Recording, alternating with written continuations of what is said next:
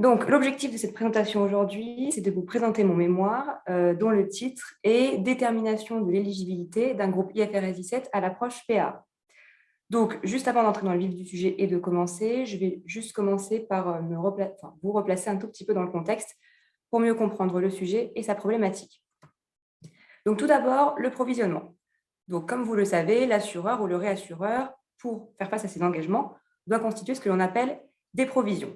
Il peut s'agir par exemple d'une PPNA, donc provision pour prime non acquise, ou d'une PSAP, provision pour sinistre à payer. Et l'ensemble de ces provisions sont ensuite comptabilisées dans ce que l'on appelle le passif des contrats d'assurance ou de réassurance. Et il existe aujourd'hui diverses techniques, diverses méthodes pour comptabiliser ce passif. Les normes IFRS, justement, ont pour but de fixer un cadre, de fixer des règles dans la comptabilisation de ce passif. Et la norme actuellement en vigueur dans le secteur de l'assurance, c'est la norme IFRS 4, qui sera remplacée en 2023 par la norme IFRS 17, dont l'objectif principal est d'apporter une harmonisation dans la comptabilisation du passif des contrats d'assurance et de réassurance, et ainsi faciliter une meilleure comparativité entre les acteurs du marché. Alors justement, cette norme IFRS 17, elle propose 3 méthodes de comptabilisation des passifs possibles. Donc on a d'abord la méthode VFA, Variable Fee Approach, qui est applicable uniquement aux contrats à participation directe et qui, dans le cadre de cette présentation, est un petit peu à part, donc je ne reviendrai pas dessus par la suite. Et ensuite, on a 2 autres méthodes de comptabilisation, la méthode BBA, donc Building Block Approach, qui est la méthode générale de la méthode de la norme IFRS 17, qui s'applique par défaut à tous les groupes de contrats, sauf ceux pour lesquels l'application de l'approche VFA est obligatoire. Et ensuite, nous avons la dernière approche, donc l'approche PAA, Premium Allocation Approach, qui est la méthode simplifiée de la méthode BBA, donc de la méthode générale, qui est définie dans le paragraphe IN8 de la norme IFRS 17. Et les calculs associés à cette approche PAA sont plus simples que ceux associés à l'approche BBA. Je reviendrai dessus un petit peu plus tard d'ailleurs pour le détailler. Et c'est pourquoi les acteurs du marché aimeraient pouvoir recourir à cette approche. Donc, la question, c'est de savoir quelles sont les conditions qui vont faire qu'aujourd'hui, un acteur peut recourir à l'approche PA. Et cela est défini dans le paragraphe 53 de la norme IFRS 17 qui indique qu'un groupe de contrats est dit PA éligible, c'est-à-dire que l'assureur peut recourir à l'approche PA pour mesurer le passif de son groupe de contrats, si soit la période de couverture du groupe de contrat est inférieure ou égale à 1 an. Dans ce cas-là, on parle d'éligibilité automatique et il n'y a pas de question à se poser. Soit deuxième possibilité, si la période de couverture du groupe de contrat est supérieure à 1 an, alors le groupe de contrat est PA éligible si les évaluations du passif entre les approches BBA et PA pour ce groupe sont similaires. Et la norme est assez vague sur le sujet. Donc, cela pose 2 problèmes. D'une part, le fait de dire être similaire, c'est très subjectif. Et aujourd'hui, il est nécessaire donc de définir des indicateurs plutôt objectifs pour pouvoir illustrer ce que ce être subjectif signifie. Et le deuxième souci, c'est que, comme je le disais juste avant, la norme IFRS 17, elle est récente, elle n'est pas encore entrée en vigueur, et donc que nous n'avons pas forcément le recul nécessaire pour savoir comment définir de tels indicateurs. C'est donc finalement tout l'objet de cette présentation et de ce mémoire. On sait aujourd'hui qu'un groupe de contrats est PA éligible si sa période de couverture est inférieure à 1 an, mais pour les cas où la période de couverture est supérieure à 1 an, on ne sait pas vraiment ce qu'il en est. On sait juste qu'il faut finalement comparer les passifs BBA et PA. Et donc, l'idée derrière cela a été de construire un outil d'aide à la décision pour l'utilisateur afin de déterminer si son groupe de contrat est PA éligible. Donc, pour répondre à cette question, je vais avoir trois parties dans cette présentation. Donc, d'une part, les approches de comptabilisation BBA et PA. Comme je le disais juste avant, un groupe de contrats dont la période de couverture est supérieure à 1 an est PA éligible si les évaluations entre son passif BBA et PA sont proches. Donc, pour savoir si ces évaluations sont proches, il convient dans un premier temps de savoir comment justement s'articulent ces passifs et donc, quelque part, de les décortiquer. Et c'est ce que nous verrons dans la première partie. Ensuite, une fois cela vu, je vous expliquerai comment l'outil d'aide à la décision a été construit. Et enfin, une application, un portefeuille d'assurance non-vie. Donc, pour commencer, grand 1, les approches de comptabilisation BBA et PAA. Et avant justement de directement vous expliquer et vous faire un rappel sur comment s'articulent ces deux passifs, je vais revenir sur deux notions de vocabulaire qui seront utiles par la suite. Donc, la première notion de vocabulaire, c'est la notion de groupe de contrat. Aujourd'hui, la norme IFRS 17 indique que le passif doit être évalué à la maille du groupe de contrat. Donc, qu'est-ce qu'un groupe de contrat? Donc, l'assureur doit constituer des portefeuilles de contrats qui vont regrouper des contrats à risque similaire et qui sont sujets à une même ligne de produits, par exemple des contrats à prime unique. Et ensuite, au sein de ces portefeuilles, on va retrouver des cohortes. Donc là, l'assureur doit constituer des cohortes, c'est-à-dire qu'il va regrouper les contrats par année de souscription. Et ensuite, finalement, au sein de ces cohortes-là, on doit définir des groupes de contrats. Donc, ces groupes qui sont définis dans le paragraphe 16 de la norme IFRS 17 et qui doivent être d'au moins 3 types. Donc, on a les groupes de contrats onéreux. Ensuite, les groupes de contrats non onéreux, c'est-à-dire profitables et qui ont une probabilité très faible de devenir onéreux par la suite. Et finalement, les autres groupes de contrats. Et donc, c'est à cette maille-là, donc à la maille du groupe de contrat, que le passif doit être évalué sous la norme IFRS 17. Alors, justement, ce passif, on le distingue en deux parties. On distingue le passif LIC du passif LRC. Donc, LIC pour Liability for Incurred Claims, qui correspond aux sinistres qui sont survenus, mais pas clos encore. Une provision qu'on pourrait, par exemple, associer au passif LIC, c'est une PSAP. Et ensuite, on a le passif LRC, donc Liability for Remaining Coverage, qui lui correspond aux sinistres qui sont non survenus, mais qui sont couverts par le contrat. Et là, une provision qu'on pourrait, par exemple, associer au passif LRC, c'est une PPNA. Donc ici, sur le schéma ci-contre, vous voyez d'une part la comparaison des passifs BBA et PA avec la distinction justement entre le passif LIC et le passif LRC. Et la première chose qu'on peut voir, c'est que le passif LIC s'articule de manière très similaire entre les deux approches. On a à chaque fois deux blocs, le current estimate et le risk adjustment, deux notions sur lesquelles je reviendrai juste après. Et donc, il n'apparaît ici pas pertinent de comparer les passifs LIC et donc de s'alourdir avec des calculs et des comparaisons supplémentaires.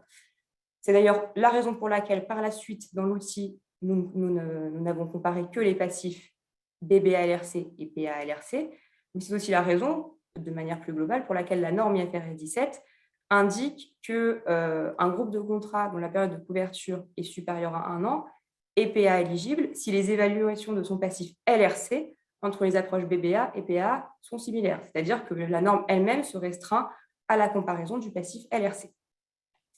Donc, ceci étant dit, je vais maintenant entrer plus en détail sur chaque passif LRC, donc BBA et PA, pour en expliquer chaque brique. Donc, d'abord, le passif LRC BBA. Donc, sous l'approche BBA, le passif LRC est composé de 3 blocs, le current estimate, le risk adjustment et la CSM, donc la marge de service contractuelle. Donc, le current estimate correspond à la meilleure estimation de la valeur actuelle des flux futurs, aussi appelée cash flows. Ensuite, le risk adjustment correspond à la marge pour les risques non financiers, comme le risque juridique par exemple. La norme IFRS 17 ne définit pas véritablement de technique, de méthode de calcul pour évaluer ce risk adjustment, mais donc c'est au libre choix de l'assureur, mais il y a quand même certaines caractéristiques dans le calcul du risk adjustment à respecter, comme le fait de dire par exemple que les risques peu fréquents mais sévères doivent avoir un risk adjustment supérieur aux risques très fréquents mais peu sévères. Et enfin, le dernier bloc de ce passif LRC-BBA, c'est la marge de service contractuel, ou CSM, donc Contractual Service Margin, qui correspond aux bénéfices futurs non acquis, donc qui est un montant qui va toujours être positif et qui va être amorti au fil du temps grâce à ce que l'on appelle des unités de couverture qui sont définies dans le paragraphe B119 de la norme IFRS 17. Et cette notion d'unité de couverture, je reviendrai dessus un tout petit peu plus tard également, quand j'entrerai plus en détail sur la façon dont a été construit l'outil d'aide à la décision. Donc, ce passif BBA-LRC, il a donc 3 blocs qui doivent être évalués lors de la création du groupe de contrat, mais ensuite lors de chaque date de clôture, entre la création du groupe et son terme. De son côté, le passif LRC-PAA, lui, est composé d'un unique bloc qui suit une logique de provision pour primes non acquises, donc de PPNA, où seules les primes et les coûts d'acquisition relatifs aux services futurs, donc relatifs aux services qui ne sont pas encore rendus, sont comptabilisés. Là encore, la logique est la même. Ce bloc-là doit être comptabilisé lors de la création du groupe de contrat et ensuite à chaque date de clôture entre la création du groupe et son terme. Et en voyant cela par rapport à la comparaison du passif LRC-BBA dont je parlais juste avant, on comprend beaucoup mieux pourquoi les assureurs et les réassureurs préféraient recourir à l'approche PAA. On a ici un seul bloc avec des calculs relativement simples, VS un passif LRC-BBA avec 3 blocs, avec des calculs qui sont beaucoup plus lourds et plus compliqués à mettre en place. Donc, ceci étant dit, nous avons à présent toutes les informations pour pouvoir comparer justement ces passifs LRC-BBA et PA et donc déterminer si oui ou non un groupe de contrats pourrait être considéré ou non comme PA éligible. Juste avant justement d'entrer sur cette partie-là et donc de vous présenter l'outil mis en place pour déterminer la potentielle PA éligibilité d'un groupe de contrats, je voudrais juste revenir sur une dernière notion, le fait de dire que la norme IFRS 17 indique dans le paragraphe 18 qu'un groupe de contrats peut être évalué sous l'approche PA en général s'il est considéré comme non onéreux. Et c'est pour cette raison que par la suite, on va considérer que les groupes de contrats qui seront testés dans l'outil PA éligibilité seront des groupes de contrats non onéreux. Donc, ceci étant dit, je peux passer donc à la partie suivante, partie 2, donc la présentation de l'outil PA Eligibility. Et donc, juste avant de vous présenter l'architecture en elle-même de l'outil, je vais vous présenter et vous exposer la principale problématique qui a été posée par cet outil, qui est que la PA éligibilité d'un groupe de contrat doit être testée à la création de ce groupe. C'est-à-dire que l'assureur vient de créer, ou le réassureur, son groupe de contrat et se retrouve face à la question avec quelle méthode, approche, donc BBA ou PA, je peux évaluer ou je vais évaluer mon groupe de contrat. Et le problème, c'est que, on l'a dit juste avant, si la période de couverture du groupe de contrat est supérieure à 1 an, alors l'assureur doit comparer ses passifs BBA-LRC et PA-LRC.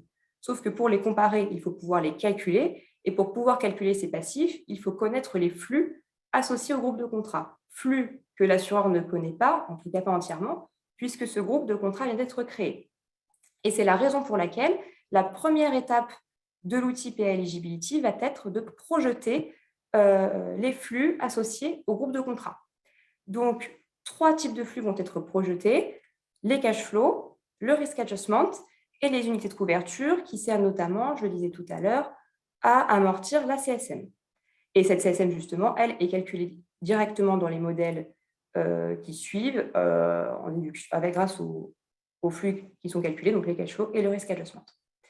Et ensuite, une fois ces flux donc projetés, on peut calculer et évaluer le passif du groupe de contrat, d'une part avec l'approche BBA, d'autre part avec l'approche PA, pour pouvoir les comparer. Donc, cela signifie que le modèle est constitué de 4 grosses étapes. Les 2 premières servent à projeter les flux, donc cash flow, risk adjustment, unité de couverture, et les 2 suivantes servent à calculer ou en tout cas à projeter le passif du groupe de contrat, d'une part avec l'approche BBA, d'autre part avec l'approche PAA. Donc, je vais maintenant pouvoir entrer dans chacun de ces blocs pour pouvoir vous expliquer comment quels sont les calculs qui sont faits à l'intérieur de chaque bloc. Donc, pour commencer, la projection des flux, donc projection des cash flows, du risk adjustment et des unités de couverture. Donc, concernant les cash flows, on en projette 4 types, les primes, les prestations, les frais et les coûts d'acquisition. Pour projeter ces flux, on va considérer des hypothèses qui sont principalement donc, des cadences, cadence de souscription des primes, cadence d'acquisition des primes, cadence de versement des prestations, des primes et des coûts d'acquisition ultimes, un ratio sinistre à prime et une courbe de taux. Ensuite, pour projeter le risk adjustment, on va considérer en fait que ce risk adjustment, c'est un pourcentage qui va être entré par l'utilisateur, donc qui est une hypothèse. C'est un pourcentage donc de la valeur actuelle des cash outflows futurs. Ensuite, concernant les unités de couverture, 2 types d'unités de couverture vont être projetées, les unités de temps et les unités de service. Donc, les unités de temps correspondent au temps qu'il reste au groupe de contrat avant son terme, et les unités de service correspondent aux prestations qu'il reste à rendre au groupe de contrat, là encore, avant son terme. Donc, c'est à l'assureur de choisir dans le modèle quelle unité de couverture il veut utiliser. Chacune a ses avantages. Le fait de recourir aux unités de temps permet d'amortir donc de lisser plutôt l'amortissement de la CSM au fil du temps, alors que le recours aux unités de service va au contraire permettre de mieux refléter la sinistralité associée au groupe de contrat dans l'amortissement de la CSM. Là encore, les hypothèses considérées sont les mêmes. On va prendre en compte des cadences, une prime ultime, un ratio sinistre à prime, et surtout les cash flows qui ont été projetés dans le modèle précédent pour calculer ces unités de couverture. Donc, une fois cela fait, donc une fois tous les flux projetés, donc cash flow, risk adjustment et unité de couverture, on va pouvoir les utiliser et donc les injecter dans les modèles de comptabilisation BBA et PA pour calculer le passif BBA LRC et le passif PA LRC. Donc, ces passifs BBA LRC et PA LRC sont calculés pour toute date de clôture entre la création du groupe de contrat et son terme. Donc, on obtient non pas une unique valeur à chaque fois, mais plusieurs valeurs. Une fois ces valeurs obtenues, on va donc pouvoir les comparer. C'est tout l'objectif d'ailleurs de l'outil, comparer les résultats BBA-LRC et PA-LRC. Donc, cet écart-là, qui est obtenu, je rappelle, par date de clôture, il va être exprimé soit en pourcentage du passif BBA-LRC à la date de projection P égale 0, c'est-à-dire à la création du groupe de contrat, ou soit en pourcentage de la prime ultime. Là, c'est au libre choix de l'utilisateur. Et ensuite, cet écart obtenu, donc sous forme de pourcentage, va être comparé à un seuil qui est complètement user-defined, c'est-à-dire défini par l'utilisateur. Et donc, comme je le disais juste avant, cet écart-là, il est calculé par date de projection ou date de clôture, ce qui fait qu'on peut avoir que pour une date de projection donnée, on peut obtenir un écart entre BBA-LRC et PA-LRC supérieur au seuil, puis pour la date de projection suivante, un écart qui va être inférieur au seuil. Donc, afin d'être, on va dire, le plus sécurisé possible par rapport à la prise de décision, il a été décidé que le groupe de contrat testé serait considéré comme PA éligible s'il l'est pour toute date de projection, donc pour toute date de clôture considérée. La dernière chose ici à savoir sur l'outil de PA éligibilité, c'est le fait qu'il a été décidé de mettre en place des scénarios. Pourquoi ? Puisque, on l'a vu jusque-là, l'ensemble du modèle se base quand même sur des hypothèses qui sont très fortes et très impactantes, puisque ces hypothèses servent à projeter les flux du groupe de contrat, qui servent ensuite à projeter les passifs BBA-LRC et PA-LRC qui vont être comparés.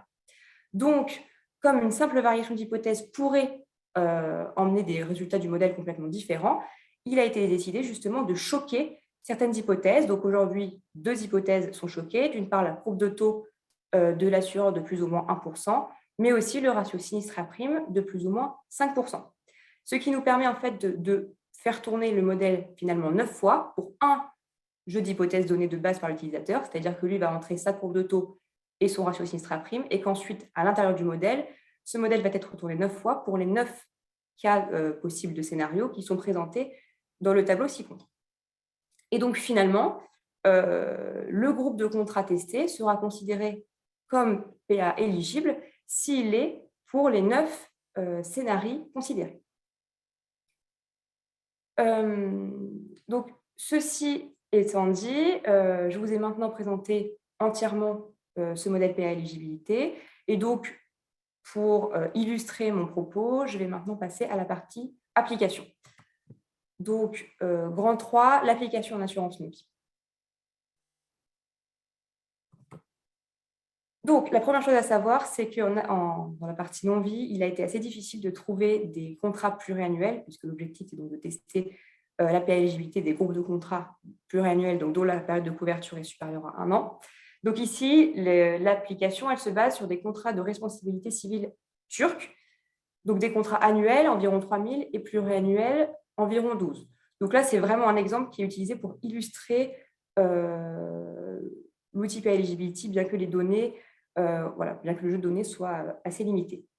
Donc, on avait à disposition 2 bases de données. Donc, d'abord, une base de sinistres où à chaque montant était associé un contrat et diverses périodes, donc période de souscription du contrat, période de survenance du sinistre et période de développement. Et une base de primes où à chaque contrat était associé une date de début et une date de fin, ainsi que divers montants de primes, donc montant de souscription de primes et montant d'acquisition des primes, montants qui, eux, n'étaient pas datés, et donc qu'il a d'une part, dans un premier temps, fallu retrouver. Concernant les données les plus anciennes datées de 2009, les plus récentes de 2019, et elles étaient en livres turcs, en euros et en dollars, donc par souci d'harmonie, bien sûr, mais pour la simplicité des calculs après, elles ont toutes été converties en livres turcs. Dernière chose à savoir sur cette base de données, avant d'entrer plus en détail sur la calibration des hypothèses, c'est le fait que l'inflation en Turquie sur les 15 dernières années est très forte. On est sur une base de 10% en moyenne. Et donc, c'est pour cette raison-là qu'il a été décidé de mener finalement 2 études distinctes. La première sur les données brutes et la seconde sur les données inflatées, auxquelles on a appliqué l'inflation, afin de voir si les hypothèses calibrées, donc, qui finalement allaient être différentes, donc ces jeux de données différentes obtenus, pouvaient impacter ou non la potentielle PA éligibilité du groupe de contrat qui allait être testé. Donc, ceci étant dit, nous avons ensuite pu calibrer les hypothèses pour pouvoir ensuite tester la potentielle PA éligibilité d'un groupe de contrat. Donc, si je commence avec la base de sinistre, donc l'objectif sur la base de sinistre, c'était de récupérer la cadence de versement des prestations, mais aussi la valeur du risque adjustment, donc en pourcentage, à injecter dans le modèle. Le problème de cette base de sinistre, c'est que seulement 3 contrats pluriannuels comportaient de la sinistralité. Et il aurait normalement fallu, au cas par cas, donc pour chacun de ces 3 contrats-là, calibrer les hypothèses et ensuite constituer des groupes de contrats.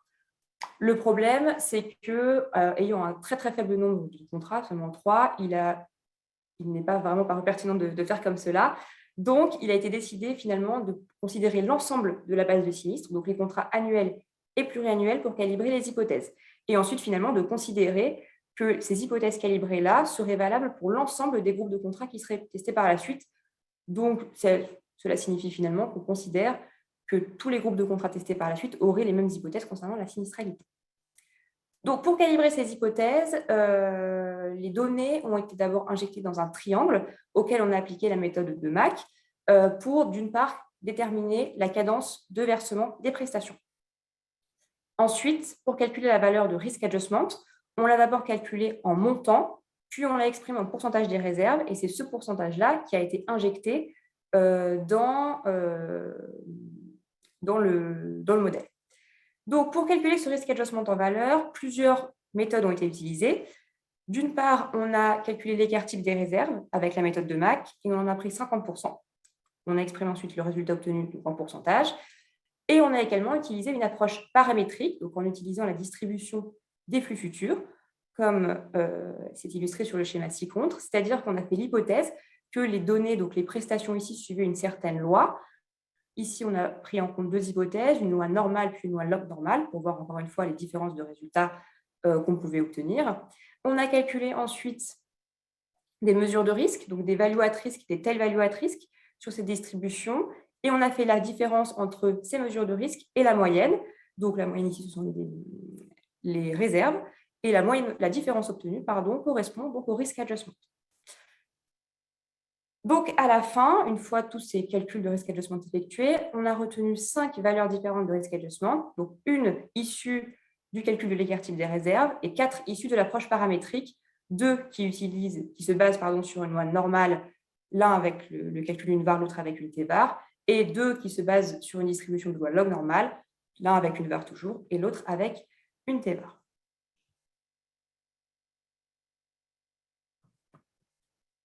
Concernant la base de primes, donc cette fois, nous avions 12 contrats à disposition et cette fois, l'étude a été faite au cas par cas, c'est-à-dire que pour chaque contrat, nous avons calibré les hypothèses, donc cadence de versement, cadence de souscription des primes, cadence d'acquisition des primes. Le problème de cette base de données-là, je le disais au début de cette partie, c'est que les montants associés au contrat n'étaient pas datés. Et donc, il a fallu dans un premier temps faire des hypothèses pour retrouver ces montants, donc faire des simulations. Les hypothèses qui ont finalement été retenues, c'est le fait de dire que les montants de primes sont versés chaque année à date d'anniversaire du contrat et que les primes sont acquises au prorata temporis entre le versement effectif de la prime et le versement de la prime suivante. Donc, une fois ces hypothèses faites, et donc une fois les dates associées aux montants retrouvés, les cadences de souscription et d'acquisition des primes ont pu être retrouvées. Et donc, l'ensemble des hypothèses que l'on devait calibrer sur la base de primes ont été constituées. Une fois cela fait, des groupes de contrats ont donc pu être constitués puisque donc l'évaluation du passif doit se faire à la maille du groupe de contrats et donc il fallait constituer ces groupes de contrats-là. Donc les groupes de contrats, à partir de ces 12 contrats-là, ont été faits en se basant sur les caractéristiques dont je parlais en première partie, c'est-à-dire qu'ils ont principalement, ces contrats, été regroupés par année de souscription. Donc, concernant les dernières hypothèses, le ratio sinistre à prime, lui, a été fixé à 61%. Cela correspond au ratio sinistre à prime moyen en Turquie en 2018 pour les contrats de responsabilité civile turque. Et la courbe de taux utilisée, ça a été la courbe des rendements des obligations d'État en Turquie. Donc, une fois cela dit, l'ensemble des hypothèses pour tester la PA éligibilité ont été calibrées. Et donc, nous avons pu tester la PA éligibilité d'un groupe de contrats. Ce groupe de contrats-là, c'est un groupe de contrats qui venait d'être créé et dont les caractéristiques se rapprochaient fortement d'un des groupes de contrats de la base de données. Donc, ici, on a considéré le groupe le plus important de la base de données. Et donc, on a récupéré les hypothèses propres au groupe de contrats de la base de données pour les injecter dans le modèle PA éligibilité. Donc, le test a donc été réalisé sur un groupe de contrats. Ce test, je le disais précédemment dans la deuxième partie, il fait déjà varier les hypothèses puisque implicitement, intrinsèquement, il fait varier le loss ratio et la courbe de taux. Au-delà de ça, il a été décidé, pour voir justement l'impact que d'autres hypothèses pouvaient avoir, de faire varier en plus le fait donc d'avoir pris ou non en compte l'inflation sur les données qui a abouti à des hypothèses différentes, mais aussi l'hypothèse de calcul du risk adjustment qui, comme je le disais auparavant, a été calculée de 3 manières différentes et on a obtenu 5 valeurs. D'une part avec une méthode de MAC, puis avec le calcul d'une value at risk ou d'une telle value at risk sur une loi de distribution log normale et le calcul finalement d'une value at risk ou d'une telle value at risk sur une loi de distribution log normale. Donc, nous avons dans un premier temps réalisé un premier run du process grâce à des hypothèses obtenues à partir de données non inflatées et où le risk adjustment était obtenu grâce à la méthode de MAC, donc comme étant 50% de l'écart type des réserves. Ici, vous pouvez voir dans le tableau l'écart maximal observé, donc pour toute date de clôture entre la création du groupe et son terme, exprimé en fonction de la prime ultime, et ce pour chaque scénario considéré, donc variation de plus ou moins 1% de la courbe de taux et de plus ou moins 5% du ratio sinistre à prime. Enfin, le seuil de comparaison fixé ici a été à 3%. Donc, ici, on peut voir dans le tableau qu'à chaque fois, donc pour chaque scénario considéré, l'écart maximal observé est inférieur aux 3% de seuil, donc que finalement, ce groupe de contrats-là peut être considéré comme PA éligible. Cependant, si le seuil avait été fixé à 2%, alors là, le groupe n'aurait pas été PA éligible, ce qui montre vraiment l'intérêt et l'importance plutôt que l'assureur ou le réassureur a à bien justifier le seuil qu'il emploie. Donc, ici, avec ce jeu d'hypothèses-là, on a un groupe de contrats qui semble PA éligible. Et ensuite, on a refait tourner le modèle avec tous les autres jeux d'hypothèses dont je parlais avant, donc variation de la manière de calculer le risk adjustment et prise en compte ou non de l'inflation sur les données. Et on a obtenu les résultats suivants. Donc, ici, dans le tableau, un oui indique que le groupe de contrat est PA éligible, un non indique qu'il ne l'est pas, et le chiffre entre parenthèses correspond au nombre de scénarios sur 9 qui sont invalides, donc les scénarios qui sont ceux du modèle, donc variation de la courbe de taux et variation du ratio sinistre à prime. Et ici, il apparaîtra clairement que le test de PA éligibilité n'est pas véritablement concluant pour le groupe de contrat testé, puisque c'est seulement dans 50% des cas que le groupe de contrat peut être considéré comme PA éligible. Donc, qu'est-ce qui peut expliquer de telles variations de résultats? D'une part, le risk adjustment, donc calculé en montant. Effectivement, le fait de modifier la valeur du risk adjustment va impacter le passif BBA-LRC, puisque le risk adjustment, je le rappelle, constitue un bloc du passif BBA-LRC, alors qu'il n'impacte pas du tout le passif PA-LRC, puisque le risk adjustment n'est pas calculé. D'autre part, on a la variation du ratio sinistre à prime qui va affecter la profitabilité du groupe de contrat et donc, encore une fois, son passif BBA-LRC. Et puis, pour aller plus loin, on peut aussi considérer, par exemple, le fait que le choix des unités de couverture, si elles sont très différente entre les unités de temps et les unités de service peut, quelque part également, affecter les résultats du test de PA éligibilité. Donc, pour conclure cette présentation, l'objectif ici était de construire un outil d'aide à la décision pour permettre aux utilisateurs de déterminer si oui ou non un groupe de contrats dont la période de couverture est supérieure à 1 an peut être considéré comme PA éligible.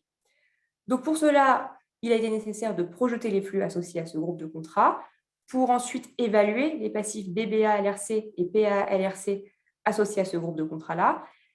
Ces flux et ces passifs calculés, les résultats ont donc pu être comparés, le tout en prenant en compte divers scénarios, puisque les hypothèses prises en compte sont très fortes et très impactantes. Et donc, pour arriver ensuite finalement à une conclusion. Ce modèle, je le disais juste avant, on l'a vu, il est très sensible aux hypothèses, donc il est nécessaire de faire très attention quand on les calibre. Et il a aujourd'hui des limites, notamment un nombre de scénarios pris en compte qui est limité, alors que, je le disais juste avant, on pourrait par exemple considérer un nombre plus important de scénarios, comme prendre en compte par exemple une variation du risk adjustment. Finalement, on a donc des améliorations qui sont actuellement envisagées pour améliorer ce modèle. D'une part, donc, cette augmentation du nombre de scénarios. D'autre part, la mise également en place de tests d'onérosité, puisque je disais tout à l'heure, en tout cas au début, ce modèle a pour vocation d'être utilisé pour des groupes de contrats non onéreux. Donc, on pourrait envisager de mettre en place, une fois les flux relatifs au groupe de contrats projetés, un petit test pour vérifier si les flux projetés du contrat aboutissent bien à un groupe de contrats qui n'est pas onéreux, et donc cela permettrait de poursuivre les calculs. Alors bien sûr, tout ce que j'ai expliqué, ce sont quelque chose relatif à la norme IFRS 17 qui n'est pas encore entrée en vigueur, qui entrera en vigueur en 2023. Et donc, c'est cette entrée en vigueur-là qui devrait permettre justement de vérifier la cohérence de cet outil avec les règles du marché. Et je vous remercie pour votre attention.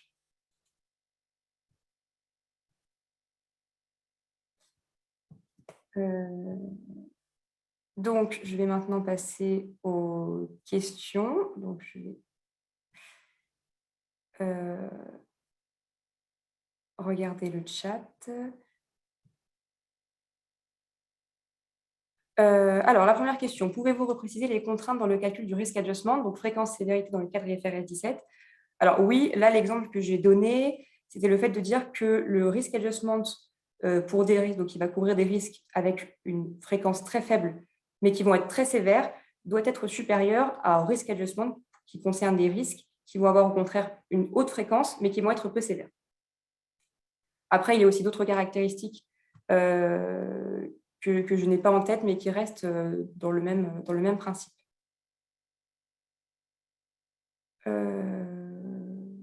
Ensuite, donc, quelles unités de couverture avez-vous testé? Les résultats sont sensibles au choix des unités de couverture. Donc oui, je le disais tout à l'heure, donc plutôt à la fin de la présentation, j'ai utilisé 2 unités de couverture, donc unité de temps, unité de service. Il existe d'autres unités de couverture, par exemple les unités contractuelles, qui vont prendre en compte le nombre de contrats du groupe de contrats. Ici, on s'est limité à 2 types d'unités de couverture. Et effectivement, les résultats peuvent être sensibles, notamment si les projections des unités de couverture sont très différentes entre unité de temps et unité de service obtenues. Alors, ensuite, vous dites que l'approche PA ne s'applique pas au groupe de contrats onéreux. Avez-vous la référence de la norme IFRS qui confirme cela? Alors, oui, je l'avais noté. Il me semble que c'est le paragraphe 18 qui indique cela. En fait, alors, la norme IFRS 17 indique plutôt qu'il est... Alors, elle n'interdit pas d'utiliser l'approche PA, c'est possible, mais en fait, l'intérêt de recourir à l'approche PA quand on a un groupe de contrats onéreux est beaucoup plus limité, puisqu'en fait, si le groupe de contrats devient onéreux et qu'on a utilisé l'approche PA, alors il est nécessaire de comparer le passif PA-LRC avec les fulfillment de cash flow calculés dans le passif BBA-LRC. Donc, cela signifie qu'il faudra quand même faire des calculs plutôt lourds, donc plutôt associés à l'approche BBA, et donc que cela va compliquer finalement les calculs. Et donc, c'est pour ça qu'en général, on dit que, en tout cas, nous, on a considéré ici que ce test-là ne s'appliquait pas au groupe de contrats onéreux, puisqu'en fait, finalement, l'intérêt de recourir à l'approche PA dans ce cas-là est assez limité. Mais cela est en soi tout à fait possible. Euh,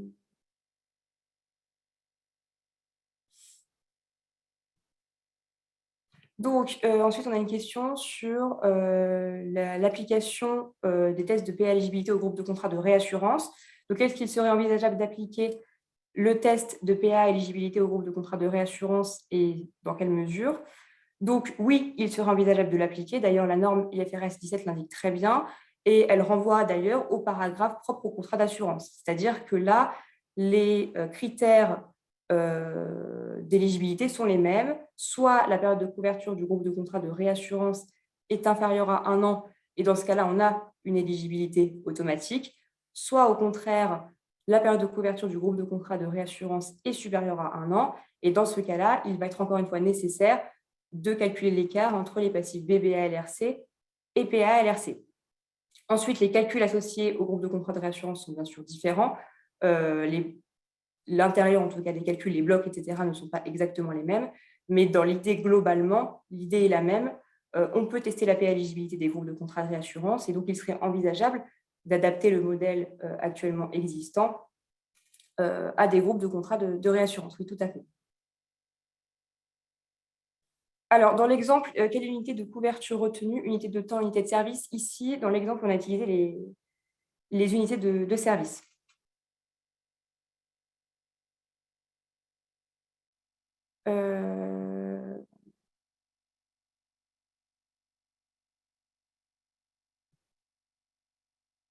Alors ensuite, nous avons une question sur comment définir le calibrage des scénarios par rapport à la sensibilité acceptable pour l'éligibilité. Alors là, tout est une question d'interprétation. C'est d'ailleurs pour ça que ça reste assez limité dans le modèle. En fait, la norme est très, très vague sur le sujet. Et donc, nous, comme les hypothèses sont impactantes, on a quand même voulu choquer ces hypothèses. Mais je n'ai pas la réponse à la question et la norme ne donne pas la réponse à la question. Donc, c'est pour ça que là, vraiment, c'est au libre choix de l'utilisateur selon les données qu'il a à disposition et selon l'historique aussi de ces bases de données. Mais c'est pour ça aussi que l'outil, on dit que c'est un outil qui reste d'aide à la décision et ce n'est pas un outil qui doit faire quelque part qui doit prendre la décision pardon, à la place de l'utilisateur. L'outil, il est vraiment là pour accompagner les utilisateurs et donc les aider à faire leur choix, notamment en comparant et calculant ces écarts. Mais ensuite, voilà, le choc des hypothèses ou le choix du seuil, ça, c'est quelque chose qui est vraiment propre à l'utilisateur et c'est lui qui doit décider de comment obtenir ces résultats.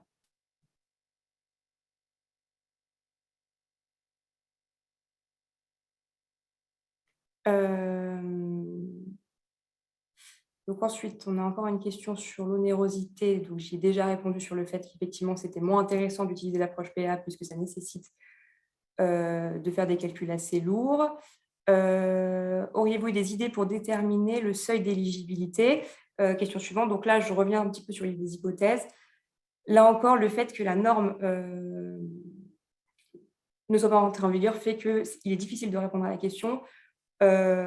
Aujourd'hui, les utilisateurs qui utilisent l'outil ont chacun des méthodes propres à eux. En général, ils se basent encore une fois sur leur base de données. Donc non, je ne peux pas vraiment vous répondre et je n'ai pas vraiment les clés pour répondre à cela, notamment encore une fois parce que la norme est très floue. Vraiment, le paragraphe sur la PA éligibilité des groupes de contrat, il est très limité. Et donc, c'est assez compliqué effectivement de répondre à ce genre de questions.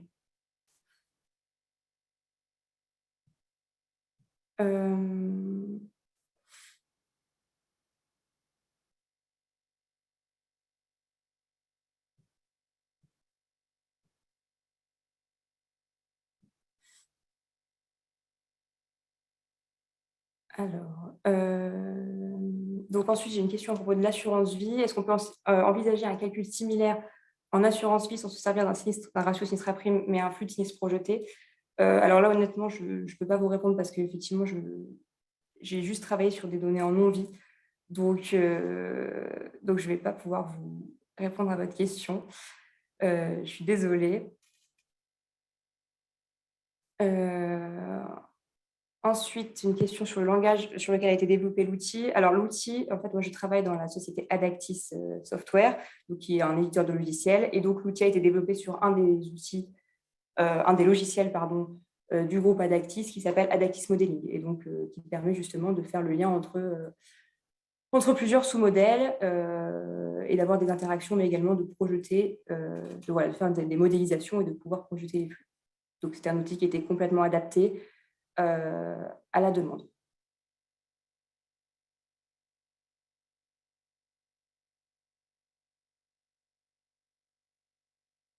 Alors ensuite, sauf erreur de ma part, l'approche retenue est très orientée bilan. Oui, avez-vous fait des tests en termes d'écart généré sur les PNL projetés? Alors non. Effectivement, là, c'est vraiment un test qui est assez orienté bilan, effectivement. On n'a pas fait encore de tests supplémentaires. C'est vrai que cet outil-là, il a vocation à être amélioré également par la suite. Donc, non, pour l'instant, je ne pourrais pas non plus répondre à votre question.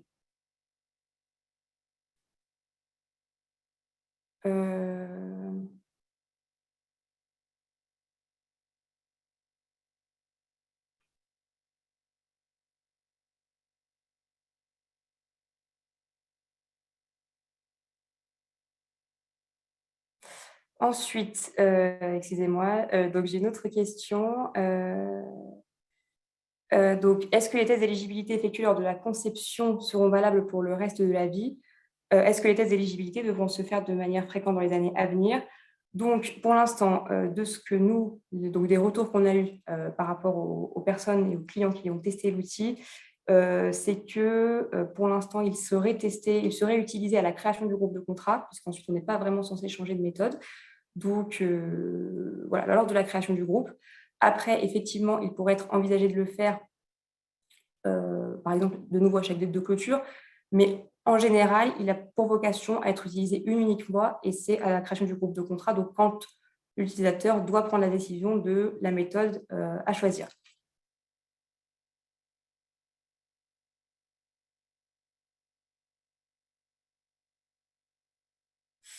Et du coup, je vois une dernière question. Comment cet outil de la décision peut être appliqué pour choisir les approches Alors, comment cet outil d'aide à la décision peut être appliqué pour choisir les approches appliquées au groupe de contrat dans l'exercice de transition? Alors, je suis désolée, je ne comprends pas vraiment la question. Est-ce que celui qui l'a posée pourrait me la réexpliquer, s'il vous plaît?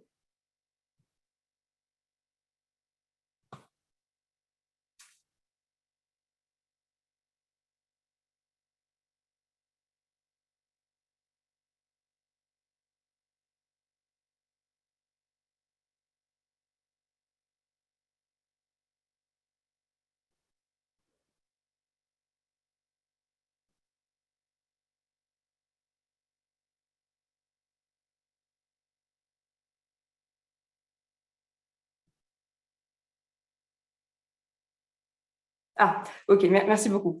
Donc, pour les contrats multi-années en cours, il faut évaluer leur passif dans la période de transition IFRS 4 et IFRS 17. Je vous remercie, tu comprends mieux la question. Honnêtement,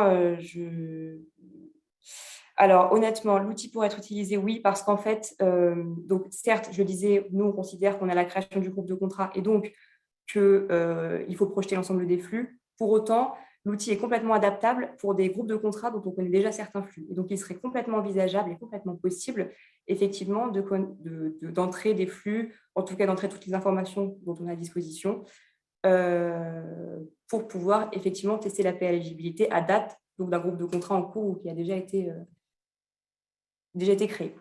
Oui, oui, donc c'est effectivement, là, je parlais dans la présentation que des groupes de contrats qui venaient d'être créés.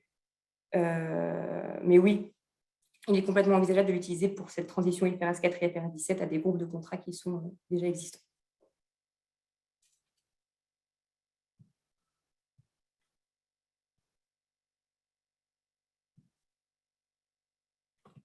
Du coup, il me semble que c'était la dernière question. Donc, si j'ai oublié personne. Donc, je vous remercie. Je vous remercie beaucoup pour votre attention et je vous souhaite à tous une très bonne journée.